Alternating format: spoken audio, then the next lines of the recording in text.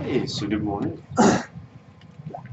Uh, Welcome to episode 15 of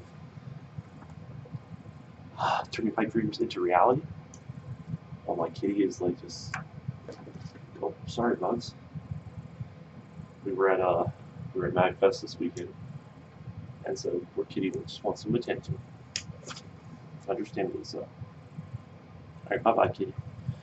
But so today's chapter is on technology is a terrible master. Now, realize that the chapter following that is going to be um, technology is wonderful servant. So there's definitely two spectrums there. It's actually kind of funny. It's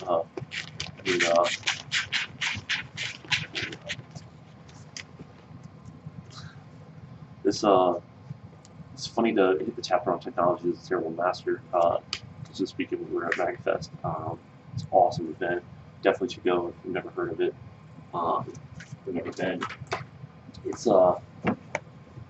it's been where basically like I'd say like probably like 25,000 by now. Tech geeks and nerds of some sort, or people that just like video games come out to play. So awesome weekend. Still a little bit sick from past week, but bear with it. Okay, technology is a terrible master. There's more to life than just increasing its speed. That's a quote by Mahatma Gandhi. Technology can be your best friend or your worst enemy.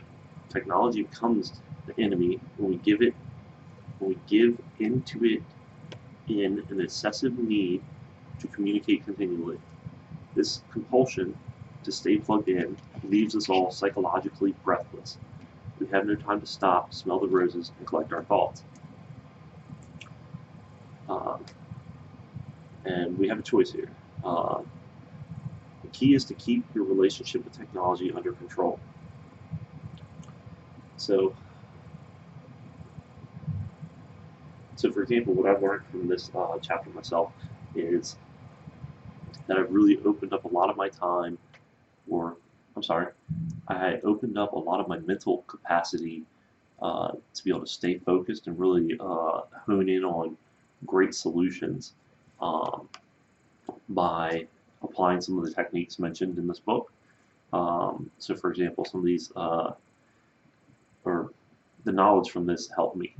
So, for example, every time you hear like that ding on your phone, it triggers a dopamine release in your head, because we've been preconditioned now that hey, it's a reward to receive a message, or it's a reward to have a like, or a something that's on our phone telling us hey, something good happened. And it really throws your mind track off of whatever it was you were doing previously. It really distracts you from everything. So what I've been told to do, or what I've been doing, is having periods of silence with my phone, where it's just hey. The main things I learned from the book were what it recommended was don't check any messages till after 11 when you've done like 2 sessions of full work. Hey buddy, what you up to? Just clawing my freaking shoulder with your little six toes? Aw, here you go. Gets his little claw stuck everywhere. Cute little bastard. Yeah, I love you. I know you missed us. But let's see. So what I learned from this was just is really important to disconnect. And even so, for example, I'm huge into technology. I love computers. I carry them on me all the time. Multiple ones. I've got like these giant freaking monitors everywhere I go. Of course, I love technology. So to read a chapter on technology is a terrible master. First, I was like a little bit like, But then once I started applying some of the techniques in the book, where it mentions, hey, paper's faster, think on paper. I started to compare what it took to think on paper versus thinking using like brain mapping tools, or like mind maps, and then also like a task program. I found out that, to be honest, like paper is a ton faster. There's nothing to stop that piece of paper from working. You don't need a internet connection. You don't need me traveling back and forth places, or I'm loading this website and it takes forever to load, or and it really just hit home with, hey, if you want to do it fastest, you just do it on paper. Do it quick. Just sketch it out. I still do some of my brainstorming and organization online though, but I think it's truly helpful to disconnect from technology, have periods of silence. So, for example, if you're following everything in this book, you'd have your phone silent until like 11 o'clock or even turned off to prevent yourself from being tempted. And it basically says in this book, you're shut down from everything for periods of like 90 minutes, like 2 periods in the morning, 2 periods in the afternoon. That's just so that you can fully focus on whatever it is that you want to be focused on, and that nothing is really distracting you. That's the important factor here, is that if you want to get something done, stay focused on one thing, eliminate every single distraction that you have, and limit the interactions and frequency of interactions that you do have based on their priorities. So, one of the other things it mentions in this technology section is empower yourself to remove all emails that don't relate to important goals and relationships. So, for example, it's not answering every single email that keeps you your job. It's not checking your email every second that keeps you in that position. A lot of the organized individuals out there, they're not going to be checking email at all, except for during certain times, and they're going to apply certain rules to it where, hey, they just disregard a lot of emails.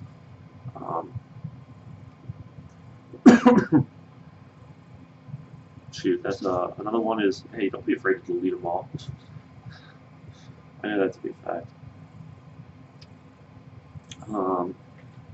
Let's see, take your time. Two of the things at the end of this chapter says, resolve today to create zones of silence during your day-to-day activities. Turn off your computer and your smartphone for 1 hour in the morning, 1 hour in the afternoon, and you'll be amazed at what happens. It says nothing. I mean, there's nothing dire that's happening that you need your phone for. Resolve to unplug from technology for 1 full day each week. By the end of your digital detox, your mind will become calm and clear. When your mental batteries have time to recharge, you will be much more effective at eating problems. And it's definitely true. I try now to unplug more frequently and step back from my duties or my goals. Take a break to enjoy life. And I think that's like desperately important for all of us. Is don't get too wrapped up in trying to take over the world. You still need to have personal life during that same time period as well. And some of the proof of that would come from Albert Einstein. So here's a little tidbit of information that you may not know. But so of all the great inventors in the world, or geniuses that were out there, you had like Tesla, you had some other great like Edison, Ford, some really innovative people that were, pretty genius, or business savvy, let's say. Of those individuals, when they categorize, like, let's say the top 20 individuals, all of them had one similar thing in common. All these inventors, great inventors, they only slept like 4 to 6 hours a night at max, except for one, and that was Einstein. Einstein slept 10 hours, and they were curious, what the real difference was. And so they went and they asked Einstein, why he was sleeping for 10 hours. Other than wanting to spend more time with his wife and, just have that connection a little bit better, he would work on his projects in his sleep. Basically, he would lucid dream, and hey, kitty, stop doing that. Your brain's misfiring, dude. Stop. I don't know if the kitty's brain's misfires, but anyways, So Einstein would sleep like 10 hours, and he would lucid dream. And what he would do is he would work on his projects um, in a space that he would create in his mind, like while he was asleep. So instead of being able to work, so number one, he would be very well rested when he got up. Or two, he would have, or he said he would experiment in his dreams, and then when he came back to reality, he would test his ideas. Um, that's pretty cool. Like this weekend, I was at this MagFest event, but at the same time, I was always curious about that fact with Einstein about how that worked and all. Um, this weekend, I got to play around for the first time with being in a lucid dream and um, taking the lucid dream for the concept of, hey, how do I work on my projects here? How do I test my theories? Um, and so, like, I just played with like manipulating the space or objects in the space and creating objects. So, for example, I created these like little gray balls that, and then I would spin them in circles and do different things with them to reorganize them, uh, just to test being able to play with the space. But it would be cool to upgrade that to the level that Einstein had, where he's actually, you know, envisioning and seeing um, the future of his ideas and what they do. And I do wonder deep down inside, hey buddy, what's up? What's up? I do wonder deep down inside how much of it is based on his belief versus based on the science of the day. Did Einstein create quantum physics, or did quantum physics exist before? Of course, it did before, right? So we hit that chapter. Let me go ahead and hit these positive affirmations.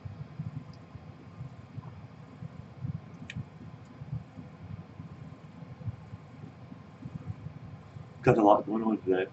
Got these campaigns that are going out this week, and yeah, that's what's up.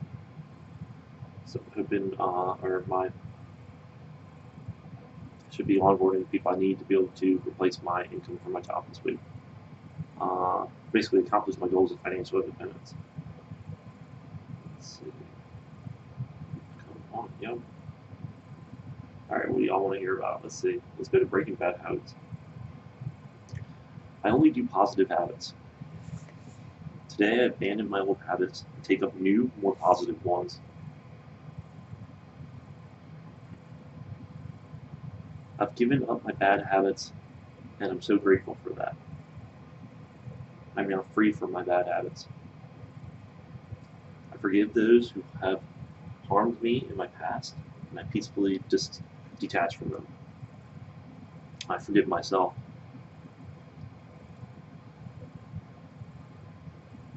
What I did in the past, what I did is in the past, and I now can create my future. I forgive everyone that has hurt me in the past, and I move forward with a cleansed soul. Everything that is happening now is happening for my ultimate good. I love facing challenges. They allow me to grow. There's a benefit and opportunity in every experience I have. My attitude grows happier and healthier every single day. I'm always in the right time, the right place at the right time. I have everything I need to overcome this challenge. I am a better person due to the challenges I have faced. I learn and grow from every experience. I am disciplined and productive in everything that I do. I am breaking old habits and creating new successful ones. I become more productive every single day. I am. I have unwavering discipline, and because of this, I will succeed. This is definitely true. I always win because I am willing to work harder than anyone else. Booyah. I will die before I give up. Amen to that. Time is the most valuable resource, therefore I spend it wisely. I am these days. I'm the definition of sexy. That one was great. What? That's cool. I am the most beautiful person I know. I have a heart of gold and share this with the world. I have the power right now to decide what I want to do. I am a gift to the world. I am unique and have so much to offer this world. My life is just the beginning. I'm rich in health, wealth, and love. Opportunities and advantages come with each door that I open. The more I give to the world, the more I get. What I currently do is serving me towards my higher purpose. I have the power to change my thoughts in a second. I'm allowed to do what I want with my life. I have the power to change myself. I allow myself to play and enjoy life. I'm making a difference in this world. I'm at peace with all that has happened, is happening, and will happen. Alright. Hey, buddy. Hey, say goodbye. Alright, so me and little kitty, we gotta go. Aw, hey, buddy. I'm sorry. Whoa, whoa, whoa, whoa, whoa. Alright, well, I wish you guys the best. And thanks for watching.